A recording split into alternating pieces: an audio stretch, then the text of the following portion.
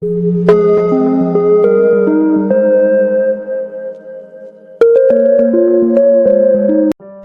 Friends, അപ്പോൾ പുതിയൊരു ക്ലാസ്സിലേക്ക് എല്ലാവർക്കും സ്വാഗതം.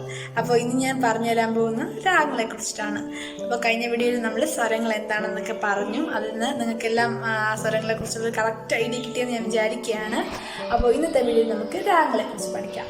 അപ്പോൾ നമ്മൾ ഇന്ന് പഠിക്കാൻ പോകുന്ന മായ, മാളവ, ഗൗള എന്ന രാഗത്തെക്കുറിച്ചാണ്. അപ്പോൾ പേര് കേട്ടപ്പോൾ തന്നെ എല്ലാവർക്കും മനസ്സിലാക്കണം ഈ രാഗത്തിൽ പോകുന്ന റൂട്ടുകളൊക്കെ നിങ്ങൾക്ക് ഒരു ഐഡിയ കിട്ടി കാണും. കാരണം എന്ത് പഠിച്ചാലും, എന്ത് മ്യൂസിക്കിൽ എന്ത് പഠിച്ചാലും ആദ്യം നമ്മൾ പറഞ്ഞു കൊടുക്കുന്ന ഒരു രാഗമാണ് മായ, മാളവ, ഗൗള. ഈ രാഗത്തിലാണ് നമ്മൾ പ്രാക്ടീസ് ചെയ്യുന്നത്. പിന്നെ നമ്മുടെ പിച്ച വെച്ച് തുടങ്ങുന്നതൊക്കെ പറയാം നമുക്ക്. അതുകൊണ്ട് എല്ലാവർക്കും ഈ രാഗത്തെക്കുറിച്ച് ചെറിയ ഒരു ഐഡിയ എങ്കിലും കിട്ടിക്കാണും. എങ്കിലും നമ്മൾ ഈ രാഗത്തെ ഇന്ന് പരിചയപ്പെടുകയാണ്.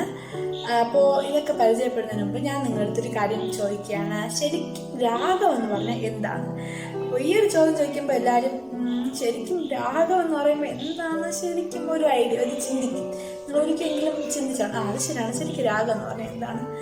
അപ്പോൾ നിങ്ങൾക്ക് ആ ഒരു കൺഫ്യൂഷൻ ഉണ്ടെങ്കിൽ ഞാനൊരു കാര്യം പറഞ്ഞു തരാൻ പോകുന്നത്. അപ്പോൾ ഞാൻ മനസ്സിലാക്കിയത് ഒരു സിമ്പിൾ മെത്തേഡ് കൂടെയാണ്. അപ്പോൾ ശരിക്കും ഞാൻ മനസ്സിലാക്കിയ രാഗം എന്ന് പറഞ്ഞാൽ വെട്ടി വെച്ചിരിക്കുന്ന ഒരു വഴിയാണ്. അപ്പോൾ നിങ്ങൾ ചോദിക്കും, ആഹാ അതെന്താ ഒരു പെട്ടെന്ന് പുതിയൊരു ഡെഫിനിഷൻ, വെട്ടി വെച്ചിരിക്കുന്ന വഴി. അപ്പോൾ നിങ്ങൾക്ക് അതൊരു ഐഡിയ കാണില്ല. ശരിക്കും വെട്ടി വെച്ചിരിക്കുന്ന വഴി എന്ന് പറയുമ്പോൾ നിങ്ങളൊന്ന് ചിന്തിക്കും. അപ്പോൾ ഞാൻ ഈ ഒരു കാര്യം മനസ്സിലാകാൻ വേണ്ടി വേറൊരു ചെറിയൊരു എക്സാമ്പിൾ കൂടെ പറയാം. അതായത് നമ്മൾ ഹൈ റേഞ്ചിലൊക്കെ ട്രിപ്പ് പോകാറുണ്ട് ഇല്ലേ?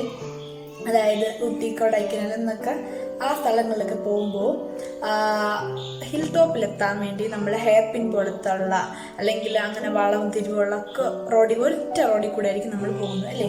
മലയെ ചുറ്റിയുള്ള റോഡിൽ കൂടെ ആയിരിക്കും നമ്മൾ ഹിൽ ടോപ്പിൽ കയറാൻ പോകുന്നത്. അല്ലാതെ നമ്മൾ ആ മല മൊത്തം, ആ ഹിൽ മൊത്തം നമ്മൾ റോഡ് വെട്ടാറില്ലല്ലോ.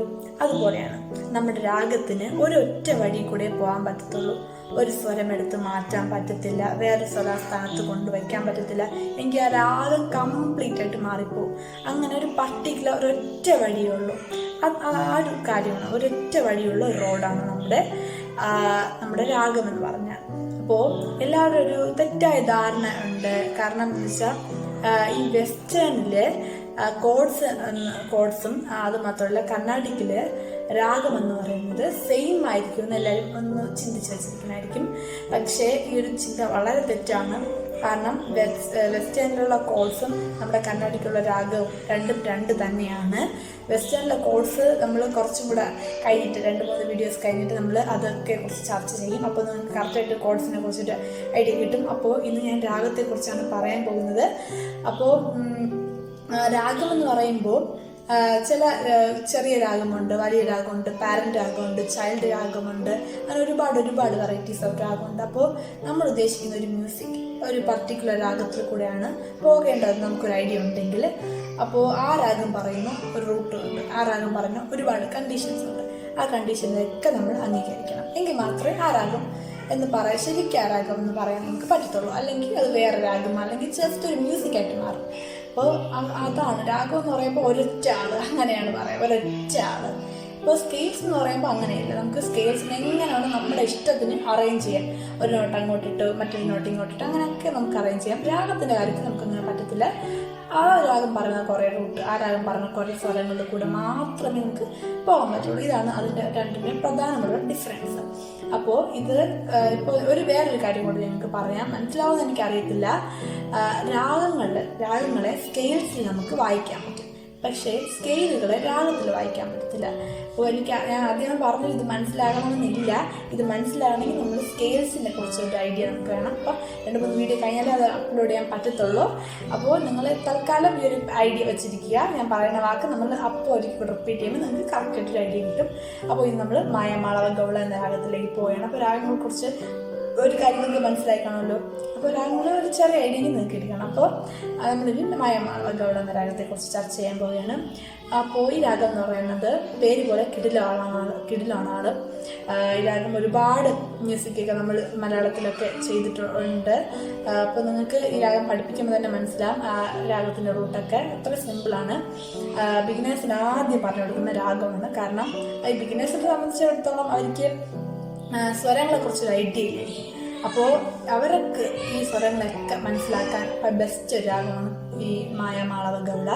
അത് കാരണം എല്ലാ രാഗങ്ങളും ഉള്ളൊരു രാഗമാണ്, എല്ലാ സ്വരങ്ങളും ഉള്ള ഒരു രാഗമാണ് മായാമാളവ ഗൗള.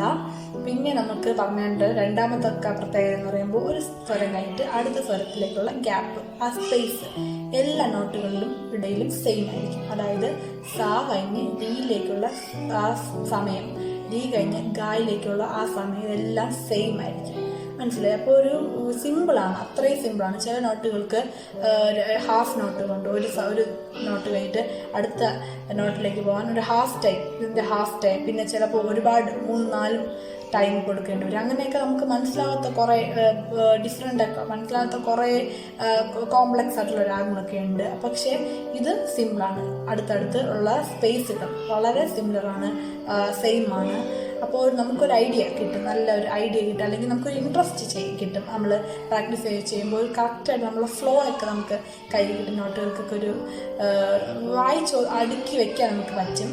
അപ്പോൾ ഇങ്ങനെ പതുക്കെ നമ്മൾ ഇങ്ങനെ ഈസി ആയിട്ട് പഠിച്ച് ഹാർഡിലേക്ക് പോകും. ആ ഒരു മെത്തേഡാണ് നമ്മൾ. അപ്പോൾ ഈ രാഗം കുറച്ച് ദിവസം കഴിയുമ്പോൾ നമ്മൾ വേറെ രാഗത്ത് പഠിച്ചപ്പോൾ അപ്പോൾ പിന്നെ അതിലൊക്കെ ആയിരിക്കും പ്രാക്ടീസ് ചെയ്യുന്നത്. അപ്പോൾ ഒരുപാട് ഗുണങ്ങൾ ഈ രാഗത്തിലുണ്ട്. ഈ രാഗം എന്ന് പറയുമ്പോൾ സിമ്പിൾ, എല്ലാവർക്കും മനസ്സിലാവുന്നത് അത്രത്തൊരു സിമ്പിൾ പാറ്റേൺ അറേഞ്ച്മെൻ്റ് ആണ്. പിന്നെ നമുക്ക് ഈ രാഗത്തിൽ പറയാനുള്ളത്, നമ്മൾ ഈ രാഗത്തെ ഹാഫായിട്ട് സ്പ്ലിറ്റ് ചെയ്ത നമ്മൾ, അതായത് ആരാമത്തെ ഹാഫായിട്ട് സ്പ്ലിറ്റ് ചെയ്ത സ രി ഗ മ പ. അപ്പോൾ ദ പ ധ നീസ, അപ്പോൾ സരിഗമ പധ നീസ, അങ്ങനെ ഹാഫായിട്ട് സ്പ്ലിറ്റ് ചെയ്ത ഈ സരിഗമ പോകുന്ന ഒരു റേഞ്ച് ഉണ്ട്. ആ റേഞ്ച് തന്നെയാണ് നമ്മുടെ പദനിസ പോകുന്നത്. അപ്പോൾ ഇതൊരു നമുക്ക് കറക്റ്റായിട്ട് മനസ്സിലാകുമ്പോൾ നമുക്ക് ആണെങ്കിൽ കീബോർഡിൽ നമുക്ക് ആ രാഗത്തിൻ്റെ റൂട്ടൊക്കെ ജസ്റ്റ് നോക്കിയിട്ട് ഞാൻ പറഞ്ഞ കാര്യം നിങ്ങൾക്ക് ഈ കാര്യം നമുക്ക് മനസ്സിലാവും. അപ്പോൾ നമുക്ക് നേരെ കീബോർഡിലേക്ക് പോയാലോ? ശരി, നമുക്ക് കീബോർഡിലേക്ക് പോകാം. അപ്പോൾ നമ്മുടെ കീബോർഡിലേക്ക് വന്നിരിക്കുകയാണ്. നമ്മുടെ തേർഡ് ഒക്ടേറ്റാണ് നമ്മൾ എപ്പോഴും വായിക്കുന്നത്. അപ്പോൾ നമ്മുടെ തേർഡ് ഒക്ടേറ്റ് ഇതാണ്, ഇവിടെ മുതൽ ഇവിടെ. ഓക്കെ, അപ്പോൾ നമ്മുടെ രാഗത്തെ ഒന്ന് നോക്കാം. നമുക്ക് സ രി ഗ മ പ ധ നി സ. അപ്പോൾ ആരോഹണം കംപ്ലീറ്റ് ആയി. ഇനി അവരോഹണം സ നി ധ പ മ ഘ രി സ. അപ്പോൾ നമ്മുടെ അവരോഹണം കംപ്ലീറ്റ്. ഇനി ഒരിക്കൽ കൂടെ നിങ്ങൾക്ക് ക്ലിയർ ആവാൻ വേണ്ടി 2 പ്രാവശ്യം ഞാൻ വായിച്ചു തരാം.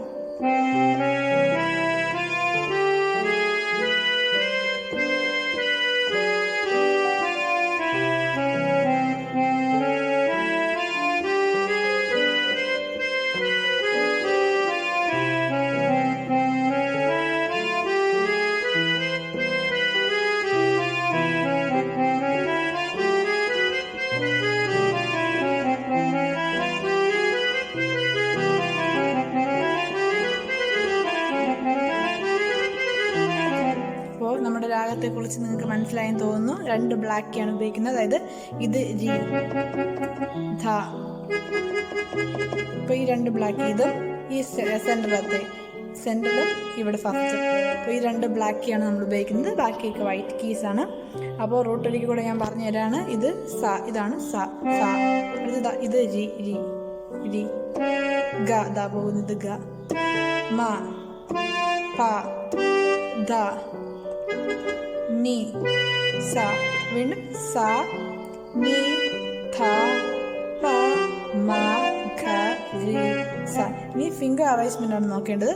അതായത് ഫിംഗർ അറേഞ്ച്മെന്റ് സ രി ഗ മ, അടുത്ത് താഴെക്കൂട പ ധ നി സ, അടുത്ത് സ നി ധ പ, അത് ഇവിടെ ഫ്രണ്ടിൽ കൂടെ മേളിൽ കൂടെ എടുക്കണം. കണ്ടോ, മേളിൽ കൂടെ. അടുത്ത് സ നി ധ പ മ ഗ രി സ. മനസ്സിലായല്ലോ? അപ്പോൾ ഇത്രയും സിമ്പിളാണ്. അപ്പോൾ നമ്മുടെ ഈ രാഗം മനസ്സിലായെന്ന് തോന്നുന്നു. അപ്പോൾ നമുക്ക് അടുത്ത വീഡിയോയിൽ കുറച്ചും കൂടെ ഡീറ്റെയിലായിട്ട് വേറെ ഇതിലെ രാഗങ്ങളിലെ പല നോട്ടുകളും എക്സസൈസുകളും നോക്കാം. അപ്പോൾ കുറച്ചും കൂടി ഈ രാഗം നിങ്ങൾക്ക് ക്ലിയർ ആയും. അപ്പോൾ ഈ വീഡിയോ നിങ്ങൾക്ക് ഇഷ്ടപ്പെടുന്ന കരുതിയാണ്, ഉപകാരപ്പെടുന്ന കരുതിയാണ്. അപ്പോൾ വേറെ ഡയലോഗൊന്നുമില്ല, എന്നും പറയും പോലെ സബ്സ്ക്രൈബ് ചെയ്യണം, ലൈക്ക് ചെയ്യണം, ഷെയർ ചെയ്യണം. അപ്പോൾ അടുത്ത ക്ലാസ്സിൽ നമ്മൾ ടൈം ടൈം സിഗ്നേച്ചറിനെ കുറിച്ചാണ് പഠിക്കാൻ വന്നത്. അപ്പോൾ നമ്മൾ ഏകദേശം ഒരു ബേസിക് നോട്ടിൻ്റെയൊക്കെ അടുത്തെത്തി കഴിഞ്ഞ്. അപ്പോൾ നമുക്ക് വരുന്ന വീഡിയോസിൽ നമുക്ക് അതിനെക്കുറിച്ചൊക്കെ ചർച്ച ചെയ്യാം. അത് മാത്രമല്ല കണ്ടിന്യൂസ് ആയിട്ട് പ്രാക്ടീസ് ചെയ്യേണ്ട സമയവും വന്നിട്ടുണ്ട്. അടുത്ത വീഡിയോയിൽ ഈ വീഡിയോ കഴിഞ്ഞ് അടുത്ത വീഡിയോസിൽ മുതൽ നിങ്ങൾക്ക് പ്രാക്ടീസ് ചെയ്യാനുള്ള ടിപ്സൊക്കെ ഞാൻ പറഞ്ഞു തരും. പ്രാക്ടീസ് ചെയ്യേണ്ട കാര്യങ്ങളൊക്കെ നിങ്ങൾ പ്രിപ്പയർ ചെയ്യണം. അപ്പോൾ വേറെ ഒന്നും പറയില്ല. അപ്പോൾ അടുത്ത വീഡിയോ കാണാം. This is Nivea signing off.